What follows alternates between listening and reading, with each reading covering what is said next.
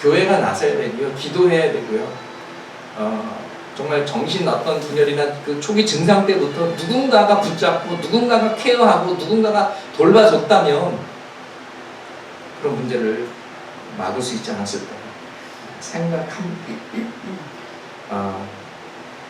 그 스파이더맨 영화에서 이런 말이 나오죠. 큰 능력은 큰 책임이 따른다.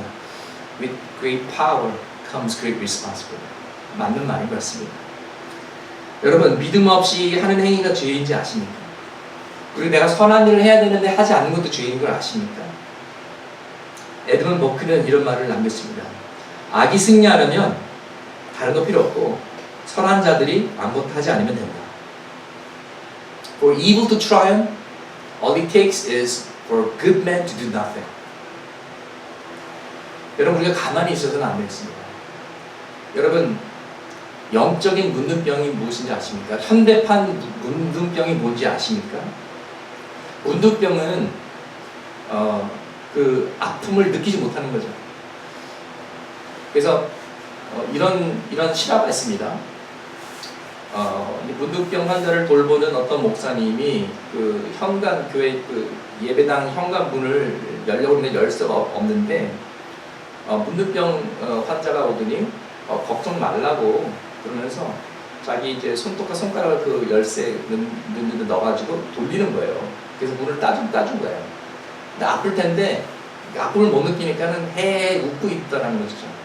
그렇게 몸을 막 사용하다 보니까는 손가락 떨어져 나가고 팔 떨어져 나가고 귀 떨어져 나가고 코 떨어져 나가는 거죠. 그것이 문둥병이고요. 굉장히 무서운 병입니다. 근데 그 문둥병보다 더 무서운 병이 뭔지 아십니까? 영적인 문둥병이에요. 현대판 문둥병인데 That's the sin of apathy. 무관심의 죄입니다. 우리 민족이 힘들어하는데 눈물 한 방울 흘리지 않고 빈부 차이가 더 격차가 나면서 불쌍하고 힘든 사람들이 많은데 나는 잘 사니까 상관없어. 나는 잘하고 있으니까 아무 문제 없어 하고 모면하는 것이죠. 제가 아직도 기억합니다.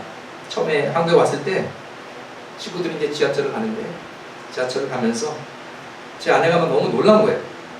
지하철을 가다 보니까 할아버지 할머니들이 바닥에 앉아서 앵벌이하고 돈 달라고 구걸하고 지하철 타니까 아직도 껌 팔고 펜 팔고 아니면 이제 무슨 뭐 종이 쪽지 같은 게 나눠주고 뭐 힘듭니다 도와주세요 이런 사람들도 있고. 근데 제 아내가 정말 놀랐던 것은 지하철을 가는데 할머니 흰머리에 할머니 세 분이 일하고 계신 거예요. 사닥다리를 놓고 할머니 두 분이 양쪽에서 사닥다리를 이렇게 손 떨면서 붙잡고 있고, 그리고 세 번째 할머니가 그 사닥다리 위에서 천장에 무슨 뭐 페인트 같은 걸 하는데 아슬아슬하게 위험하게 이렇게 페인트를 칠하고 있는 거예요. 그래서 아내가 어머나 저러다 떨어져서 다치면 어떡하나. 사닥다리도 튼튼한 것 같지도 않고 그 사닥다리를 붙잡고 있는 그 할머니도 그렇게 건강한 것 같지 않고 막 손이 떨려야 된다. 가슴이 아파하더라고요.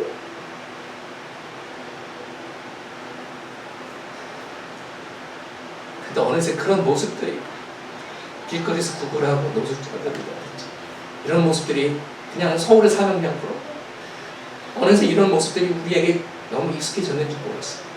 아니 어쩌면 십자가에서 피 흘리시고 우리를 위해서 돌아가신 예수 그리스도의 모습이 예수님을 찬양하는 그런 찬송들이 그런 성경 구절들이 요한복음 3장 16절 말씀이 너무 우리에게 익숙해졌는지 모르겠습니다.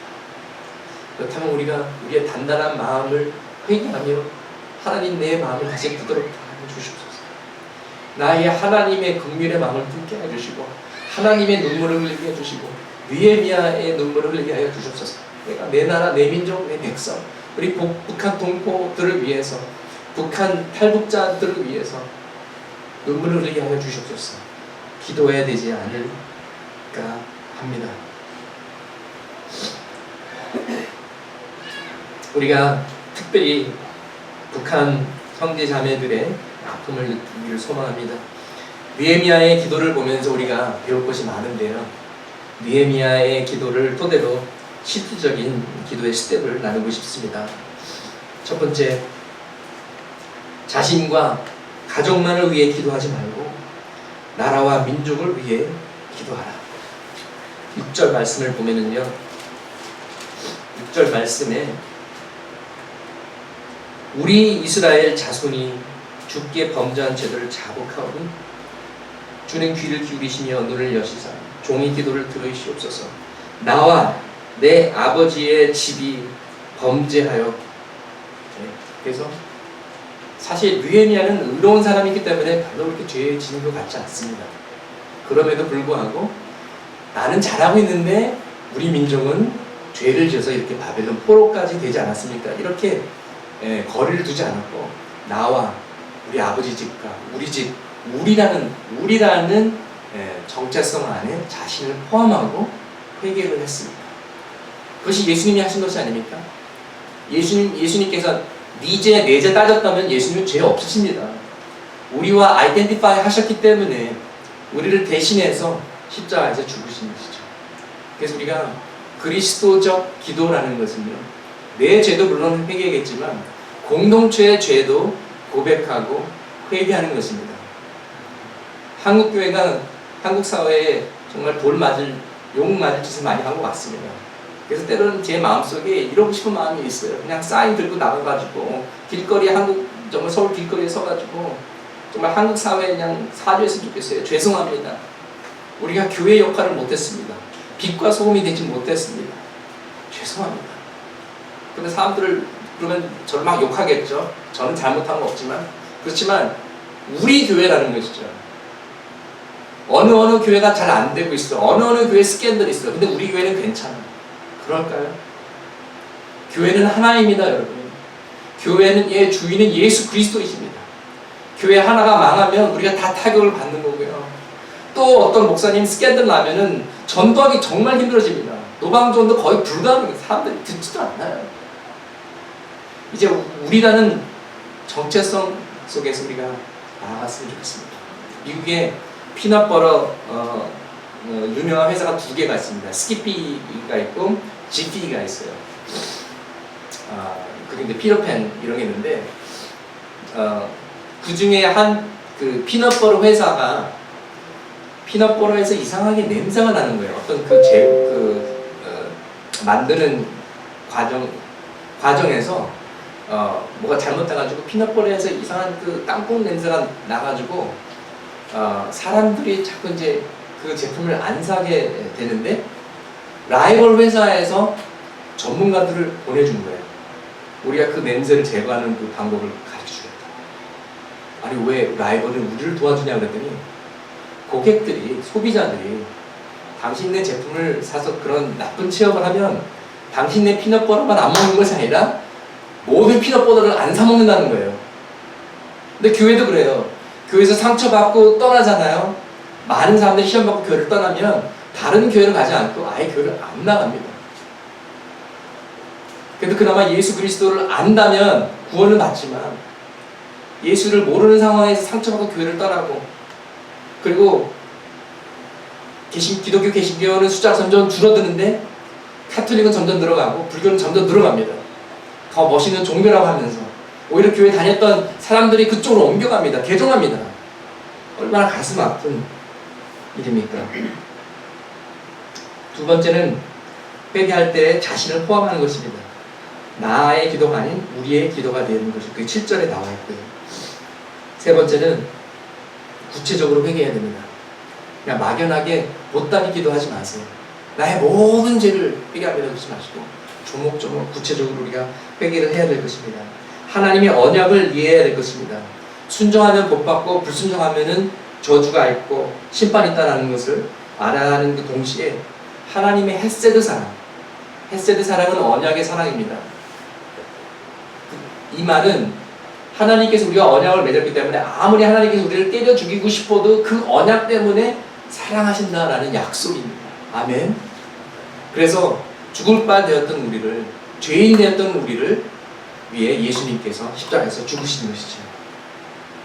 7절에서 9절에 나오는 그 언약의 사랑, 그 사랑이라는 그 단어가 헤세드라는 히브리 단어입니다. 네 번째, 하나님이 어떤 분이신지 잊지 말아야 될 것입니다.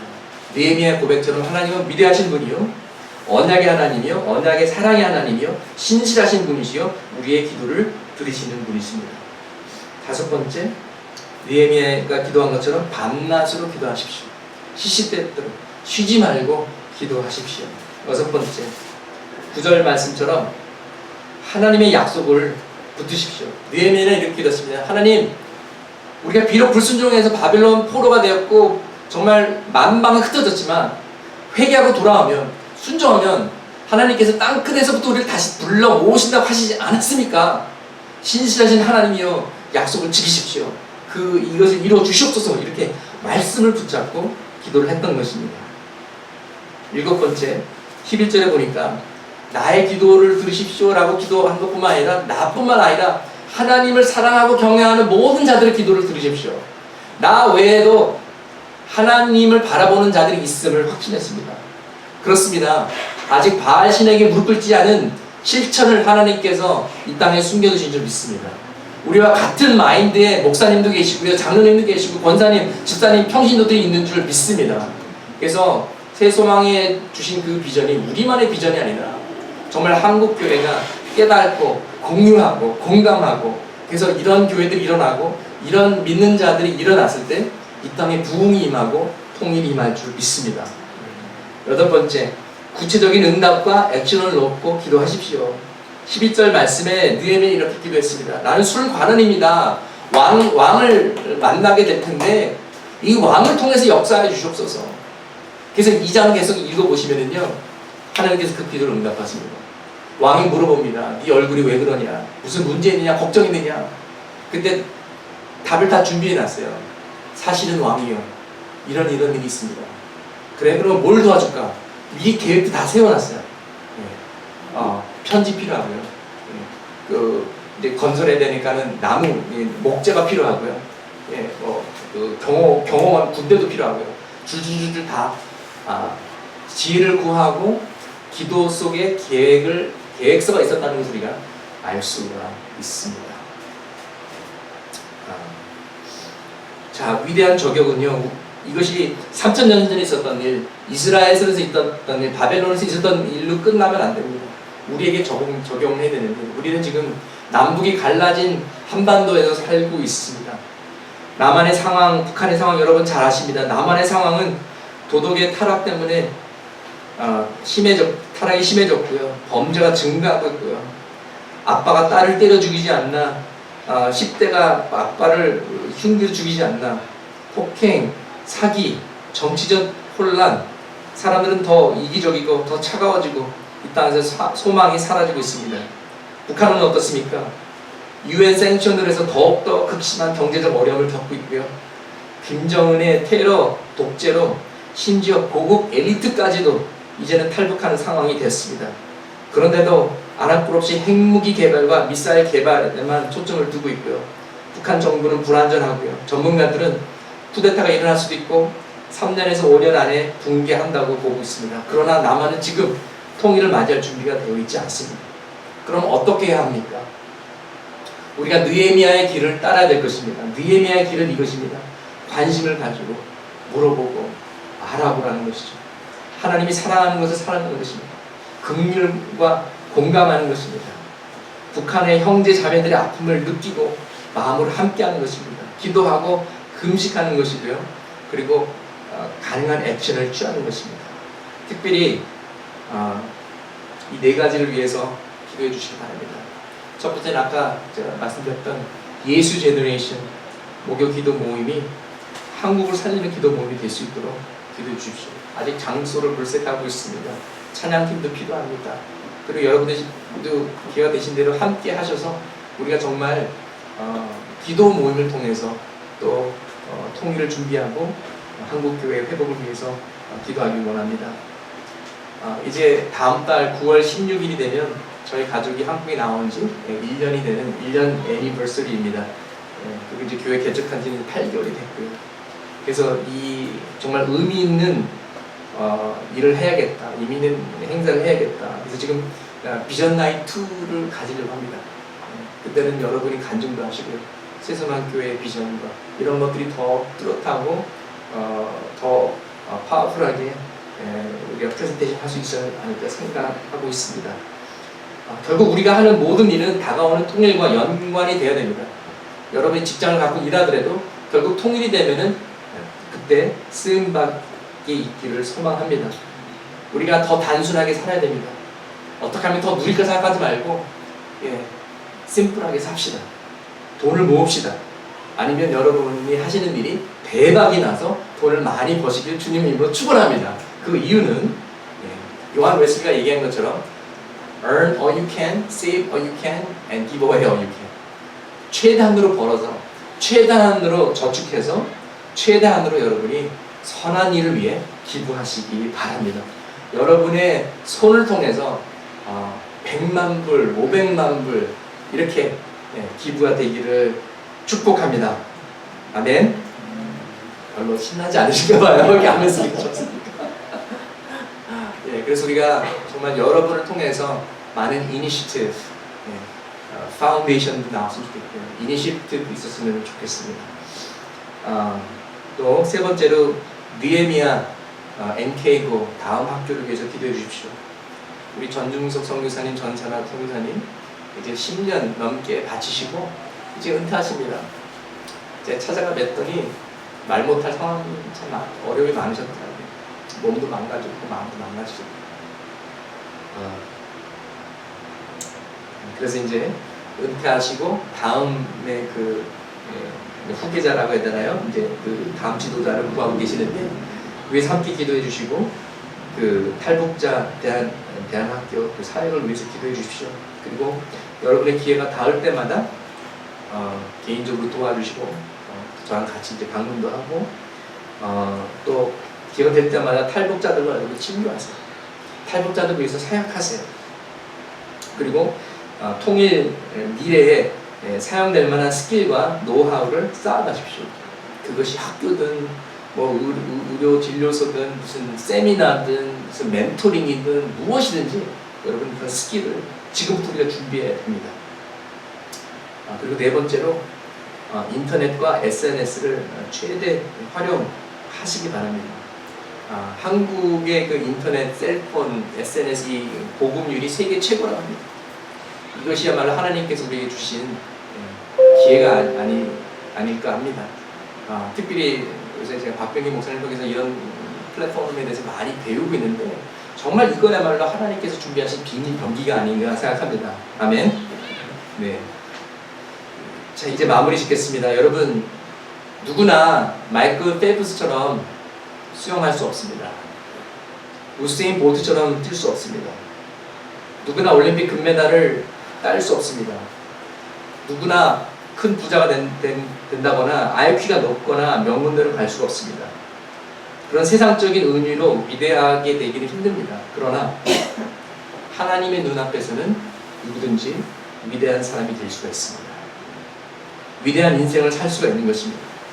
윌리엄 캐리가 인도로 갔던 윌리엄 캐리 선교사님이 말씀하신 것처럼 하나님으로부터 위대한 일을 기대하라. 하나님을 위해 위대한 일을 시도하라. Expect great things from God. Attempt great things for God. 우리는 지금 마지막 때에 살고 있습니다. 급변하는 시대며 악하며 위험한 시대입니다. 중동의 날씨가 섭씨 50도를 넘어가고 화씨 125도를 넘어가고 있고요. 그리고 이제 몇 년 후면은 인간이 살 수 없는 그런 온도가 된다고 합니다.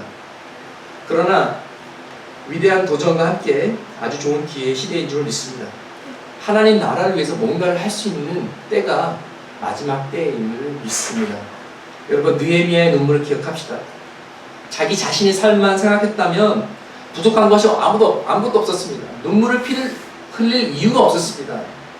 잘 나가고 있었습니다. 그러나 느헤미야는 울었습니다.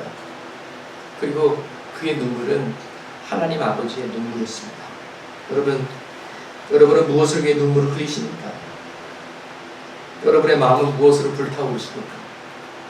어떤 뜨거운 열정이 있으십니까? 무엇을 위해 사십니까? 예수님의 눈물을 흘리시기 바랍니다. 이 땅을 위해, 이 민족을 위해 울부짖으시길 바랍니다. 나라와 민족을 위해 사시고 남한과 북한을 위해 기도하며 금식하며 여러분의 탤런트와 시간과 재물과 열정을 불태우시길 주님을 대신해서 부탁드립니다. 우리 한번 기도하시겠습니다.